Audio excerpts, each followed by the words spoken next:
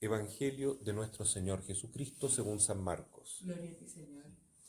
Después que los 5000 hombres se saciaron, enseguida Jesús obligó a sus discípulos a que subieran a la barca y lo precedieran en la otra orilla hacia Bethsaida, mientras él despedía a la multitud. Una vez que los despidió, se retiró a la montaña para orar. Al caer la tarde, la barca estaba en medio del mar y él permanecía solo en la tierra. Al ver que remaban muy penosamente porque tenían viento en contra, cerca de la madrugada, fue hacia ellos caminando sobre el mar e hizo como si pasara de largo. Ellos al verlo caminar sobre el mar pensaron que era un fantasma y se pusieron a gritar, porque todos lo habían visto y estaban sobresaltados. Pero él les habló enseguida y les dijo: Tranquilícense, soy yo, no teman. Luego subió a la barca con ellos y el viento se calmó. Así llegaron al colmo de su estupor porque no habían comprendido el milagro de los panes y su mente estaba enceguecida. Palabra del Señor. Gloria y honor a ti, Señor Jesús. En este milagro de la tempestad calmada podemos ver otra manifestación de que Jesús es Dios, es el Hijo de Dios. Y si es Dios, es todopoderoso y es totalmente amoroso, es misericordioso. eh, y obviamente que Él tiene mucha compasión de nosotros, de nuestra debilidad. Entonces dice la palabra hoy día que después del gran milagro de la multiplicación de los panes, Jesús fue al cerro a orar, a rezar. Eso es muy interesante también porque Jesús, siendo Dios, ¿ya? Él va a rezar no porque necesite, como Dios, llenarse del Padre Eterno, sino que como hombre, como ser humano, necesita llenarse de ese amor del Padre y estar en comunicación permanente. Y bueno, como Dios también, la comunicación entre el Padre y el Hijo es el amor mismo, es el Espíritu Santo, como dice la primera lectura que hemos escuchado hoy de Juan capítulo 4 versículo 8: Dios es amor. Entonces por eso el amor se comparte en la intimidad entre las personas que se aman. Por eso Jesús va siempre a orar. Apenas tiene un tiempo libre, él se dedica a la oración. Como el único tiempo libre que tiene en los 3 años de vida pública es en la noche, él dedica la noche para orar. Bueno, estando en oración, Jesús no solo se concentra en amar a su Padre, en escuchar a su Padre, sino que también se preocupa de nosotros. Es interesante eso. Nunca Jesús despega la vista de nosotros porque es como un padre amoroso, como una madre muy solícita que está pendiente de las necesidades de sus hijos. Y en este caso ve que los discípulos estaban muy complicados con la tempestad en la noche, que tenían el viento en contra, que era posible que esa tempestad volcara la barca de Pedro. Entonces él sale de su oración y acude a ellos caminando sobre las aguas. Es un tremendo milagro, muy grande. Los discípulos estaban aterrorizados porque pensaban que era un fantasma. Aún así gritaban: Jesús, ayúdanos. Y Jesús se sube a la barca y calma la tempestad, ¿no? Entonces ahí demuestra su poder divino, demuestra que realmente Él está con nosotros, Él está pendiente de todo lo que nos pasa. Y normalmente en la vida uno también pasa por dificultades, todos tenemos pruebas, ¿no? Y a eso le llamamos las tempestades de la vida. Entonces, toda la liturgia de hoy apunta a que en medio de los problemas uno tiene que confiar. En el fondo es eso lo que Jesús espera de nosotros. Nada más que tengamos una actitud de fe. Decía la primera lectura también de hoy, el apóstol Juan dice que en el amor no hay temor.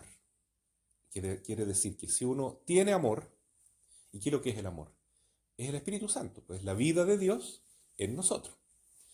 Que entre paréntesis no puede haber una riqueza mayor que esa, ¿no?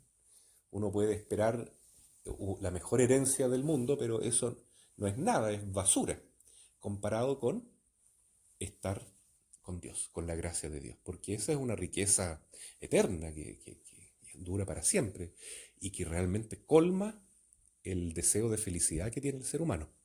En este mundo ni todo el poder que pueda tener alguien, me imagino ahora el presidente Trump y otros presidentes que están preparándose para asumir el poder, ¿no es cierto? Qué orgullo, qué prestigio, qué felicidad poder volver a tener un gran país a cargo de uno. Eso no da la felicidad. O una persona que está haciendo un muy buen negocio, que va a ganar mucho dinero, eso no da la felicidad. O una persona que está en vacaciones, que tiene todo para pasarlo bien, eso no trae la felicidad verdadera, ¿no es cierto? En sí mismos son cosas buenas, son bienes que Dios nos ha dado, pero tienen un valor relativo. El único valor infinito es el amor de Dios. Por eso dice San Juan que el que tiene amor no tiene miedo del juicio, porque todos vamos a ser juzgados, ¿no? En nuestra muerte nos vamos a encontrar con Cristo como justo juez, pero no hay temor frente a Jesús, sino que lo vamos a ver como nuestro Salvador y nuestro Padre protector. ¿Por qué? Porque hay amor. Entonces, es mucho mejor tener amor que tener temor. Ahora, si alguien no tiene amor, es mejor tener temor, porque hay personas que ni siquiera temen a Dios. Ahí siempre es bueno recordar, ¿no?, que hay dos espíritus, dos manifestaciones espirituales que nos pueden salvar. Uno es el espíritu de contrición y otro es el espíritu de atrición. ¿Qué significa eso? El espíritu de contrición es moverse al arrepentimiento, al cambio de vida, por amor a Dios, por confiar en Él. Eso es mucho más perfecto que el espíritu de atrición. ¿Qué es el espíritu de atrición? Es tomar conciencia que si uno no cambia de vida, si no nos adaptamos a la ley de Dios, en el momento de morir, Dios, justo juez, nos puede mostrar el camino de la condenación eterna. Porque existe el infierno, existe el demonio va a actuar como nuestro acusador, como el fiscal en el juicio, ¿no es cierto?, que está mostrando todos los pecados, todas las culpas, y Dios es justo. Entonces, si la persona, el alma, merece el infierno, se va al infierno. Entonces, hay personas que por temor al infierno se convierten. Eso se llama espíritu de atrición. No es tan perfecto como la contrición, pero sí sirve, ¿no? Es peor no tener nada. Es peor vivir en este mundo, comamos y bebamos, mañana moriremos, total, Dios no existe, o si existe se hará el leso porque es misericordioso, dicen algunos, ¿no? Pero eso es falso. Dios es misericordioso, pero también es justo. Entonces, la palabra de Dios es clara hoy día. Si nosotros confiamos en Dios, si nosotros lo amamos, si el amor de Él está en nosotros, no hay temor. Por eso, en medio de la tempestad, Jesús se presenta delante de los apóstoles y les dice, no teman, no se intranquilicen. Aquí estoy. Y eso es lo permanente que será en nuestra vida, ¿no es cierto? La necesidad de confiar en Él, porque si no confiamos en Jesús, ahí sí que nos vamos a hundir. Tenemos que confiar en Él. Bueno, en algún momento Pedro, dice otra lectura, en una de estas tempestades, le pide a Jesús caminar sobre las aguas, igual que él, ¿no? Y Jesús se lo concede. Es decir, que con fe uno puede pasar por encima de los problemas de la vida, ¿no es cierto?, siguiendo esa analogía, y puede caminar sobre las aguas, ¿no? Porque con la fe todo se puede. Pero no hay que dudar, porque ahí Pedro se empieza a hundir de nuevo. En resumen, tenemos que tener puesta la mirada solo en Dios, solo confiar en Él. Y todo se dará por añadidura, digamos, todo lo demás, ¿no? La protección, el cuidado, los bienes básicos que necesitamos para vivir en esta vida, etcétera. De todo eso se preocupa el Señor. Pero nuestra tarea y nuestro desafío diario como cristianos es aprender a confiar cada vez más en Dios y dejar de buscar el control en nuestras propias manos.